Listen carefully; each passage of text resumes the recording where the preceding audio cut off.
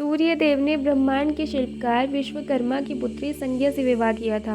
संज्ञा ने वैवस्वत, यमुना और मृत्यु के देवता यम को जन्म दिया। जीवन सुखमय था, किंतु संज्ञा ने एक रहस्य छिपा रखा था। संज्ञा सूर्य से बहुत प्रेम करती थी, किंतु सूर्य का कठोर ताप और प्रकाश उसे सहन नहीं होता था। वह दिन में सृष्टि का पोषण करते, किंतु रात में संज्ञा के लिए असहनीय हो जाते थे। संज्ञा ने अच्छी पत्नी बनकर वर्षों तक नम्रता से सब कुछ सहा, किंतु एक दिन उसने अचानक फैसला किया कि वह और सहन नहीं करेगी। उसकी त्वचा पर जलने के निशान उसके दिल में भरे स्नेह से कहीं अधिक थे। वह सूर्य को छोड़ने के बारे में सोचने लगी, किंतु जानती थी कि अगर उसने ऐसा किया तो सूर्य को दुख होगा। वह भी उससे बहुत प्रेम करते थे। शीशे के सामने खड़ी संज्ञा को फिर एक युक्ति सूझी। वह एक ऐसी चाल थी जिससे न केवल वह स्वयं बच सकती थी, अपितु उसके पति को भी कोई परेशानी नहीं होती। संज्ञा ने एक स्त्री को प्रकट किया जो हूबहू उसकी प्रतिकृति थी। चूंकि वह स्त्री संज्ञा की प्रतीक छाया थी, इसलिए संज्ञा ने उसका नाम छाया रख दिया। मैं सूर्य की चमक को और सहन नहीं कर सकती, संज्ञा ने छाया को विश्वास में लेकर कहा। मैं उसे दिल से प्रेम करती हूँ, किंतु मेरा शरीर अब उसके निकट जाने से घबराता है। मैं अपने पिता के घर जा रही हूँ। परिवार की देखभाल करना तुम्हारा कर्तव्य है, उसका क्या होगा? छाया ने पूछा। पहले मुझे अपनी देखभाल करनी है। मैं अब अपने पति से पहले से प्रेम नहीं करती, परंतु वह मुझसे उतना ही प्रेम करते हैं, इसलिए मैंने तुम्हें बनाया है। तुम मेरी जगह ले लो। मेरे पति और बच्चों का ध्यान रखना और अपनी पहचान कभी किसी को मत बताना। मैं नहीं बताऊंगी, छाया ने संज्ञा को आश्वासन दिया, किंतु यदि कोई मेरे बाल खींचेगा तो मैं सच बोल दूंगी। संज्ञा ने अपने पिता विश्वकर्मा के घर पहुंचकर उन्हें सारी बात बता दी। उसके पिता ने उसे लौट जाने के लिए कई बार आग्रह किया, किंतु कोई लाभ नहीं हुआ। चूँकि संज्ञा अपने पति को बिना बताए वहां आ गई थी, इसलिए विश्वकर्मा ने उसे अपने घर में आश्रय देने पर सहमत नहीं हुए। संज्ञा निकट के एक राज्य उत्तर कुरु में पहुंची और वहां एक घोड़ी का रूप धारण करके रहने लगी। उधर संज्ञा की युक्ति से अनजान सूर्यदेव ने छाया को अपनी पत्नी समझकर उससे 3 संतानों को जन्म दिया। उसमें से ताप्ती नाम की पुत्री और सावर्णी एवं शनि नामक 2 पुत्र थे। संयोग से खून का संबंध अधिक गाढ़ा सिद्ध हुआ और छाया का संज्ञा के बच्चों के प्रति स्नेह कम होने लगा। वह संज्ञा के बच्चों की उपेक्षा करके अपने बच्चों से अधिक प्रेम करने लगी। वैवस्वत सरल सीधा था, इसलिए उसने विरोध नहीं किया, किंतु शेष दोनों भाई बहनों ने इस भेदभाव को नहीं स्वीकारा। यमुना का ताप्ती के साथ एक दिन भयानक झगड़ा हुआ और उसने ताप्ती को शाप दे डाला, तुम पृथ्वी पर बहने वाली एक नदी में बदल जाओ। तुम्हारे साथ भी ऐसा ही हो, ताप्ती ने पलटकर कहा। उन्होंने जैसे ही शाप दिया, दोनों युवतियां जलधाराओं में बदल गई। यमुना उत्तर दिशा में और ताप्ती पश्चिम दिशा में बहने लगी। यह देखकर छाया यम पर क्रोधित हो गई, किंतु यम को लंबे समय से छाया पर संदेह था। उसके भीतर हर दिन यह विचार जड़ पकड़ता जा रहा था कि यह स्त्री उसकी माँ नहीं अपितु दृष्टि भ्रम है।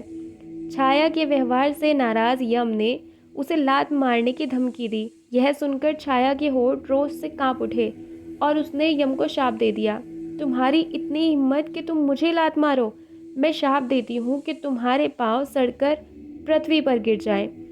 यम को अब विश्वास हो गया कि यह स्त्री असल संज्ञा नहीं है। उसने तुरंत अपने मन के संदेह अपने पिता के साथ साझा किया। मैंने केवल अपना पैर उठाया था और उसने मुझे शाप दे दिया।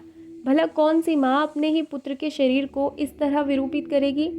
इस प्रश्न ने सूर्य को दुविधा में डाल दिया। उस रात सूर्यदेव ने छाया से बात की। छाया पहले से ही अपना बचाव करने के लिए तैयार थी। मुझे बुरा लग रहा है कि क्रोध मुझ पर हावी हो गया और मैंने यम को शाप दे दिया।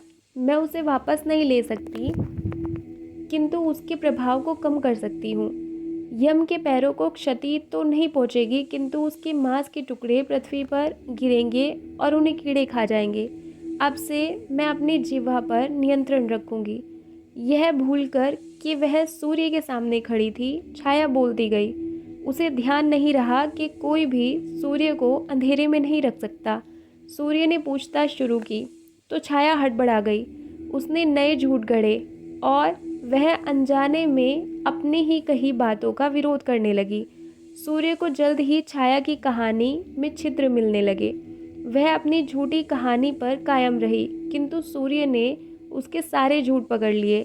फिर जैसे ही सूर्य ने छाया के बालों को पकड़ा तो उसने हार मान ली।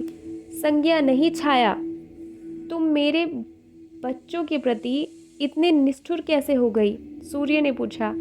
मुझे अपने बच्चों की चिंता होती थी कि कहीं वे भी मेरी तरह परछाई बनकर न रह जाए। दोनों स्त्रियों द्वारा धोखे दिए जाने से क्रुद्ध सूर्य तुरंत विश्वकर्मा के घर पहुँचे। ससुर ने सूर्य से क्षमा मांगी और उन्हें समझाने का प्रयास किया।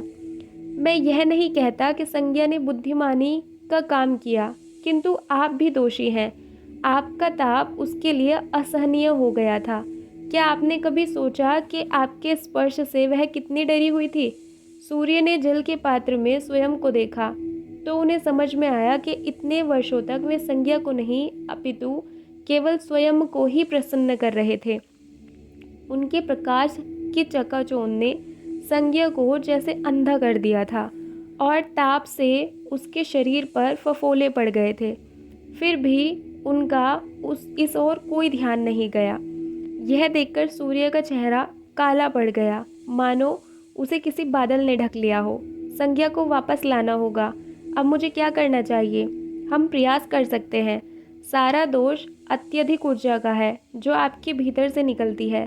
मैं अपने औजारों से उसे काटकर थोड़ा कम कर देता हूँ, तब संज्ञा आपको देख पाएगी और मिल भी सकेगी। यह युक्ति काम कर गई। सूर्य के पास अब अपनी मूल आभा का केवल 16वां भाग बचा था। वह उत्तर कुरु राज्य पहुंच गए। वहां उन्होंने घोड़ी के रूप में संज्ञा को पहचान लिया। उसे देखते ही सूर्यदेव अश्व में बदल गए। संज्ञा ने जैसे ही अपने पति को पहचाना, वह डर के मारे इधर उधर भागने लगी। फिर वह रुक गई। सूर्य में परिवर्तन आ गया था। सूर्य की अग्नि अब उसे जला नहीं रही थी। उनमें अब कोमल सी चमक थी जो संज्ञा के चेहरे को सहला और आंखों को चूम रही थी। एक मंद सी आभा जो संज्ञा के कटी प्रदेश में गर्माहट उत्पन्न कर रही थी। सूर्य की लपटों में अब भी तेज था, किंतु वे मधुर प्रतीत होती थी, आमंत्रण से भरी, मनमोहक। संज्ञा ने सूर्यदेव को कसकर पकड़ लिया। वह जानती थी कि वह फिर कभी उनसे अलग नहीं होगी। दोनों ने पशु रूप में ही एक दूसरे का रसास्वादन किया।